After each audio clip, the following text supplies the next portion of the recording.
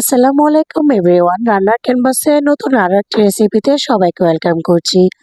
আজকে তৈরি করে দেখাবো আমি যেভাবে বিজনেসের জন্য কাপ দইগুলো তৈরি করে থাকি তার একটি রেসিপি। 1 কেজি দুধে কতটা দই আমি তৈরি করি, আর এই দইটা বিজনেসের জন্য আমি কিভাবে সেল করি, কত টাকায় সেল করি, আর এইখানে আমার লাভ কতটা হয়। বলতে পারেন যে এই ব্যবসাটা হচ্ছে অল্প পুঁজিতে ভীষণ লাভবান একটা ব্যবসা। চলুন তাহলে কথা না বাড়িয়ে আজকে আমি কিভাবে এই দইগুলোকে তৈরি করেছি আর কত টাকা আমার এখানে ইনভেস্ট করেছি আর কতটা লাভ হবে তা আপনাদের সাথে শেয়ার করছি।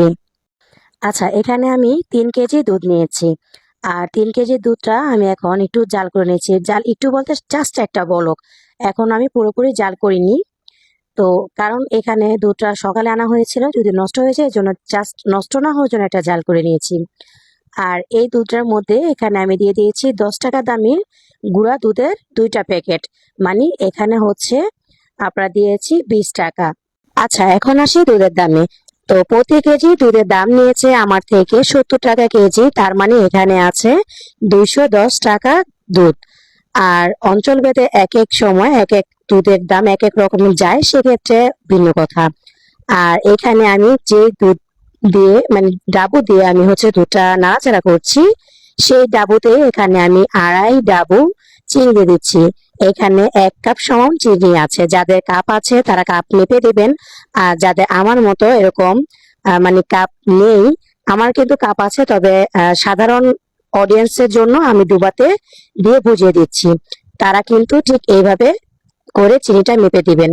তো চিনিটা দিয়ে এখানে আমি নাড়াচাড়া দিয়ে মিশিয়ে নিচ্ছি। দেখতেই পেয়েছি আমার অনেকক্ষণ জাল করার পর এইখানে কিন্তু কালারটা একদম সুন্দর এসেছে। এখানে 3 ডাবু আমি চিনি ইউজ করব, 2.5 ডাবু দেওয়ার পর আর যে মানে হাফ ডাবু ছিল সেইটা আমি হচ্ছে এখানে ক্যারামেল করে নিচ্ছি। এর জন্য হাঁড়িতে প্রথমে চিনিটা দিয়ে প্রথমে নাড়া দিবেন না, নাড়াচাড়া প্রথমে না দিয়ে এটা হচ্ছে চিনিটা গলে যাওয়া পর্যন্ত অপেক্ষা করবেন, তারপর হচ্ছে একটু নাড়াচাড়া দিয়ে মিশিয়ে নেবেন। এরপর সুন্দর একটা কালার আসার জন্য অপেক্ষা করবেন। যখন ঠিক এরকম একটা কালার চলে আসবে তখন কিন্তু এক পাতিল থেকে অন্য পাতিলে দুধটা ট্রান্সফার করে নেবেন। আর এখানে যে জমাট বেঁধে যায় এটা ভয়ের কোনো কারণ নেই। দুধটা জাল করতে করতে কিন্তু একদম সুন্দর এটা কিন্তু ক্যারামেলটা একদম তরল হয়ে যাবে। এই যে দেখেন আমি এখানে আর 2টা বলকা নিয়ে দুধটাকে আমি এখানে নামিয়ে নিব। আর চিনি হিসাবটা আমি এখানে দিয়ে দিচ্ছি। এখানে যেটুকু চিনি লেগেছে এখানে হচ্ছে আমার মোট হিসাব করলে এখানে 300 গ্রাম চিনি, আর 300 গ্রাম চিনির দাম আসে 35 টাকা। তো এখন আমি দইটা পেতে নিব। আর এখন দুধটা কিছুটা ঠান্ডা করে নিয়েছি, দেখতেই পেয়েছেন আঙুল কিন্তু অনেকক্ষণ পর্যন্ত আমি ধরে রেখেছিলাম। ঠিক এরকম যখন পর্যায়ে হবে তখন কিন্তু দই বীজটা দিয়ে দিতে হবে। আর এই দই বীজটা কিন্তু আমি আগে থেকেই একটা ছাঁকনির মধ্যে রেখে নিয়েছিলাম, এতে করে দইয়ের ভিতরে যেই পানিটা থাকে সেটা কিন্তু পড়ে যাবে। তো এরকম করে দই বীজটা কিন্তু আপনারা তৈরি করে রেখে দিবেন, তাহলে কিন্তু দইটা একদম পারফেক্ট হবে, পাতলা হবে না। তো দই বীজটা দেওয়ার পর এখন আমি চামচের সাহায্যে ভালো করে এটাকে মিশিয়ে নিতে হবে। একদমই স্মুথলি মিশিয়ে নিবেন, তা না হলে কিন্তু এখানে ছাড় ছাড় থাকবে আর দইটা কিন্তু পারফেক্ট হবে না। আচ্ছা, এখন মূল হিসাব যেটা যে প্রতি কেজিতে কয়টা দই আমি ফেলি। তো আমি প্রতি কেজিতে হিসাব করে হচ্ছে 7টা দই ফেলি। আর 7টা দই হচ্ছে 3 কেজিতে, তাহলে আমার 21টা দই হবে। তো সেই হিসাব করতে গেলে এখানে 21টা কাপ আছে। আর এখানে আমার 22টা হয়েছিল, মানে 22টা দই আমি পেরেছিলাম। তো এখানে দেখেন যে কয়টা লাইন আছে। তো এখানে এক লাইনের মধ্যে 4টা করে, আর এইভাবে সিরিয়াল করে আছে হচ্ছে আপনার 5 লাইন, 4 5 20। আর উপরে 2টা এক্সট্রা হয়েছে, প্লেটে দিয়ে দিয়েছি, এখানে হচ্ছে 2টা, তাহলে হচ্ছে 22টা। আর 22টা কাপ এবং চামচের দাম আসতেছে 35 টাকা। তো সর্বমোট হিসাব করে দেখলাম যে আমার এখানে আমি ইনভেস্ট করছি সর্বমোট 300 টাকা। তো 300 টাকা ইনভেস্ট করার পর এই দইগুলোকে আমি সেল করব পার পিস 30 টাকা করে। তো 30 টাকা করে যদি সেল করেন তাহলে কিন্তু এখানে আপনার ডাবল লাভ হচ্ছে, তাই না? 30 টাকা করে সেল করার পর আপনি এখানে সর্বমোট মানে আপনি বিক্রি করতে পারবেন 600 টাকা।